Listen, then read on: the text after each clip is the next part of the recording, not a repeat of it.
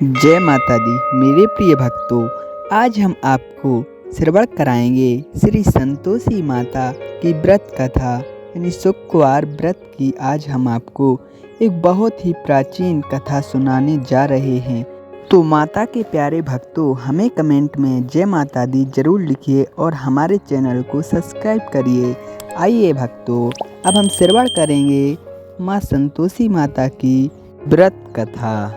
एक बुढ़िया थी जिसके 7 बेटे थे। उनमें से 6 कमाने वाले थे और एक निकम्मा था।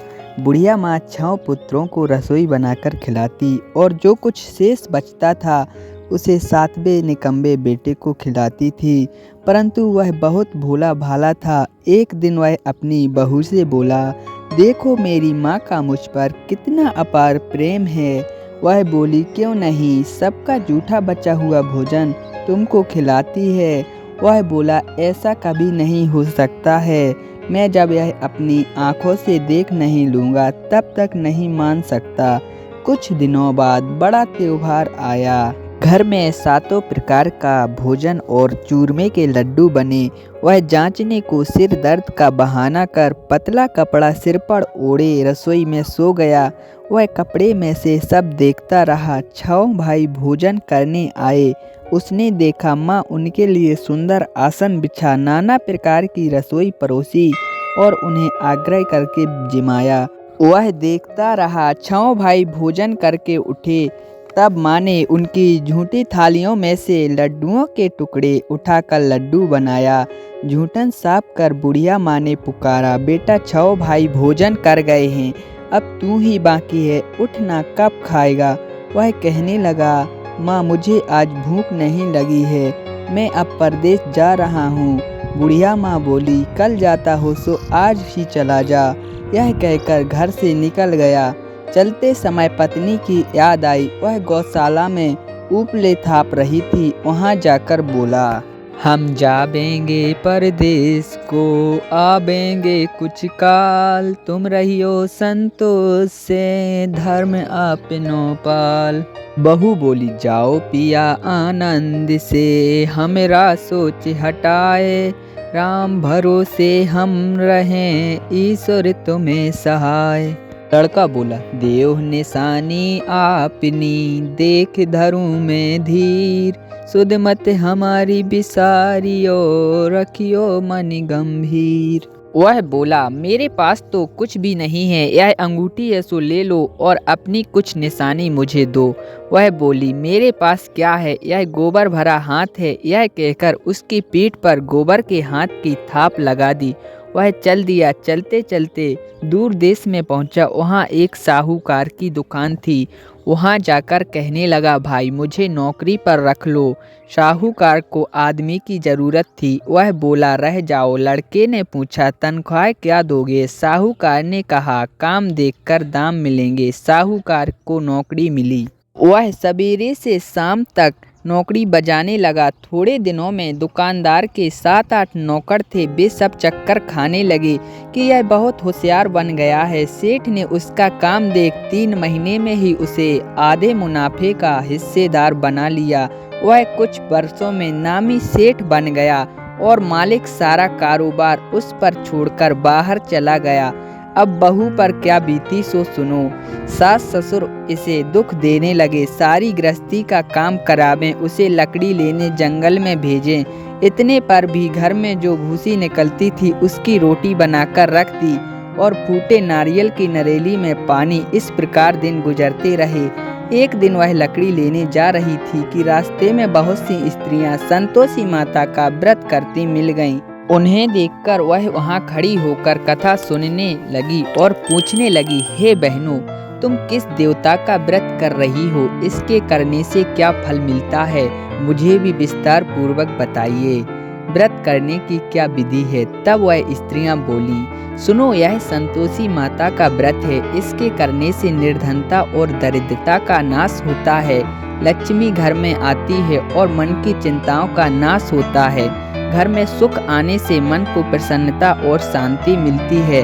निपुत्री को पुत्र मिले, स्वामी बाहर गया हो तो शीघ्र लौट आवे, कुंवारी कन्या को मनपसंद वर मिले, राज दरबार में बहुत दिनों से मुकदमा चल रहा है तो शीघ्र ही खत्म हो जावे। ग्रह क्लेश की निवृत्ति हो, सुख शांति आवे, घर में धन जमा हो, पैसा व जायदाद का लाभ हो, रोग दूर हो जावे तथा और जो भी मन में कामना है वह सब इस संतोषी माता की कृपा से पूरी हो जाती है, इसमें कोई संदेह नहीं है। तब वह पूछने लगी, यह व्रत कैसे किया जाता है, यह भी बता दो बहन, आपकी बड़ी कृपा होगी। वह स्त्रियां कहने लगीं, सवाए हिसाब का गुड़ और चना लेना और श्रद्धा न हो तो सवा पैसे का ही लेना या सवा रुपये का सहूलियत के अनुसार लेना, बिना परेशानी श्रद्धा और प्रेम से जितना बन सके सवाया लेना। प्रत्येक शुक्रवार को निराहार रहकर कथा कहना या सुनना, परंतु इसके बीच में क्रम नहीं टूटे, लगातार नियम पूर्वक करना। सुनने वाला कोई न मिले तो घी का दीपक जला उसके आगे जल के पात्र को सामने रखकर कथा कहना, परंतु नियम ना टूटे। जब तक कार्य सिद्ध ना हो तब तक नियम का पालन करते रहना और कार्य सिद्ध हो जाने पर व्रत का उद्यापन करना। 3 माह में माता फल पूरा करती हैं। यदि किसी के ग्रह खोटे हों तो भी माता 1 वर्ष में कार्य सिद्ध कर ही देती हैं। फल सिद्ध होने पर उद्यापन करना चाहिए, बीच में उचित नहीं है। उद्यापन 2.5 किलो आटे का भोजन तथा इसी परिणाम से खीर और चने का साग करना चाहिए। 8 लड़कों को भोजन कराना चाहिए। जहाँ तक हो सके देवर जेठ भाई बंधु के हों और कुटुंब के ना मिले तो रिश्तेदारों और पड़ोसियों के लड़कों को भोजन कराना। उन्हें भोजन कराकर यथाशक्ति कुछ वस्तु दें, पैसा रुपया ना दें। उस दिन घर के बाहर कोई भी खटाई ना खाने पावे। यह सुन बुढ़िया के लड़के की बहू चल दी। रास्ते में लकड़ी के बोझ को बेच दिया और उन पैसों का गुड़ और चना ले माता के व्रत की तैयारी की। आगे चली और सामने मंदिर देखकर पूछने लगी, यह किसका मंदिर है? लोग कहने लगे, संतोषी माता का मंदिर है यह सुन माता के मंदिर में जा माता के चरणों में लौटने लगी और बोली, मैं दीन हूँ। विनती करने लगी, माता मैं निपट मूर्ख हूँ, व्रत के नियम कुछ नहीं जानती, मैं बहुत दुखी हूँ। हे माता जगत जननी, मेरा दुख दूर करो, मैं तेरी शरण हूँ। माता को दया आई। एक शुक्रवार बीता के दूसरे शुक्रवार को ही उसके पति का पत्र आया और तीसरे को उसका भेजा हुआ पैसा। यह देख जेठ जेठानी मुँह सिकोड़ने लगे, इतने दिन में इतना पैसा आया, इसमें क्या बड़ाई है? लड़के ताने देने लगे। काकी के पास अब पत्र आने लगे, रुपया आने लगा। अब काकी की खातिर बढ़ेगी। अब काकी बोलने पर भी नहीं बोलेगी। बेचारी सरलता से कहती है, भैया पत्र आवे रुपया आवे तो हम सबके लिए अच्छा है। ऐसा कहकर आंखों में आंसू भरकर संतोषी माता के मंदिर में जा मातेश्वरी के चरणों में गिरकर रोने लगी। माँ मैंने तुमसे पैसा कब मांगा है? मुझे पैसे से क्या काम है? मुझे तो अपने सुहाग से काम है। मैं तो अपने स्वामी के दर्शन और सेवा मांगती हूँ। तब माताजी ने प्रसन्न होकर कहा, जा बेटी तेरा स्वामी आएगा। यह सुन खुशी से बावली हो घर में जा काम करने लगी। अब संतोषी माँ विचार करने लगी, इस भोली पुत्री को मैंने कह तो दिया कि तेरा पति आएगा, पर आएगा कहाँ से? वह तो इसे स्वप्न में भी याद नहीं करता।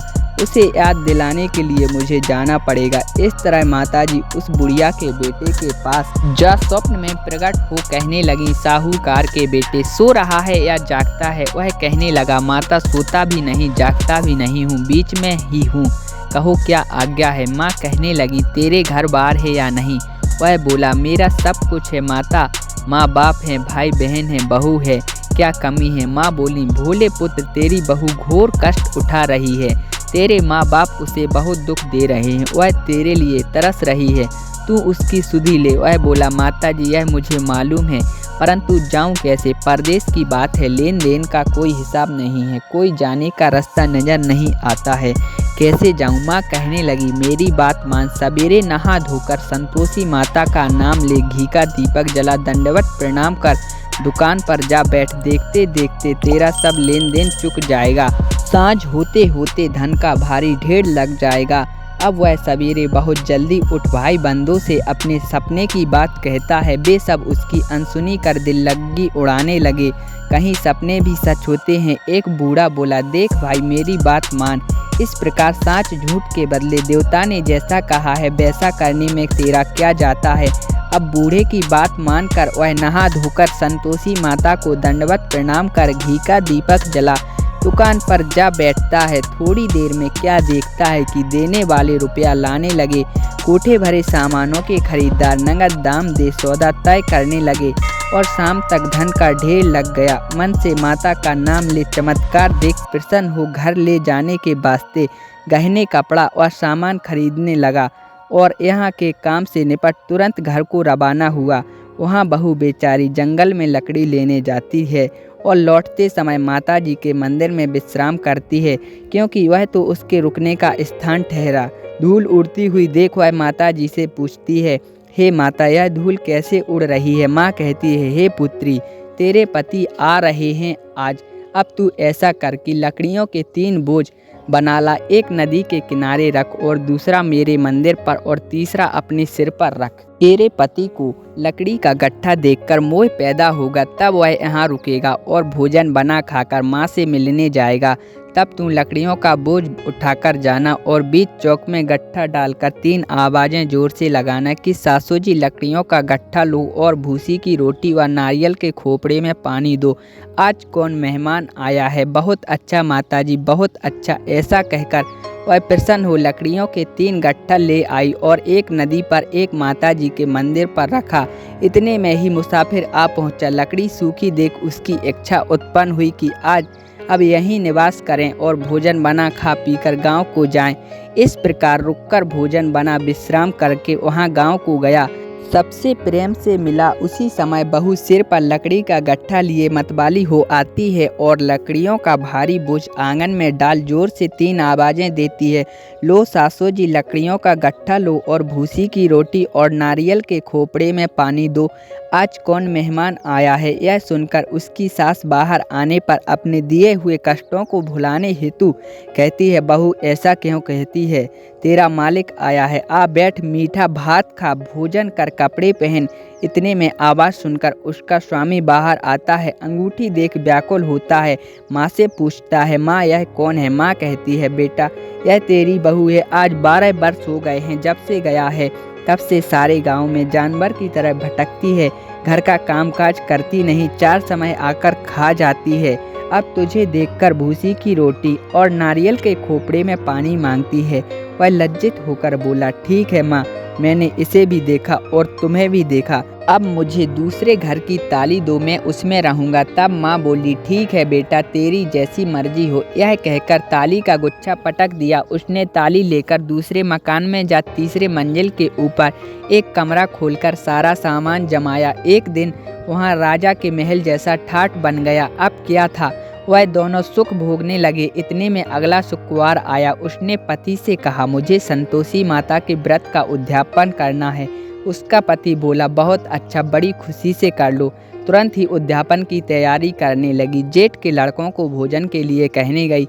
उसने स्वीकार कर लिया, परंतु पीछे से जेठानी ने बच्चों को सिखा दिया, देखो रे, भोजन के समय सब लोग खटाई मांगना, जिससे इसका उद्यापन पूरा ना हो। लड़के जिमने आए, खीर पूड़ी खाकर पेट भर गया, परंतु वह बात याद आते ही कहने लगे कि हमें खटाई दो, खीर खाना हमें अच्छा नहीं लगता, देखकर अर्ची होती है। यह सुन बहू कहने लगी, खटाई किसी को नहीं दी जाएगी, यह संतोषी माता का प्रसाद है। लड़के उठ खड़े हुए और बोले, नहीं तो पैसा दो। भोली बहू कुछ जानती नहीं थी, उन्हें पैसे दे दिए। लड़के उसी समय हट करके इमली लेकर खाने लगे।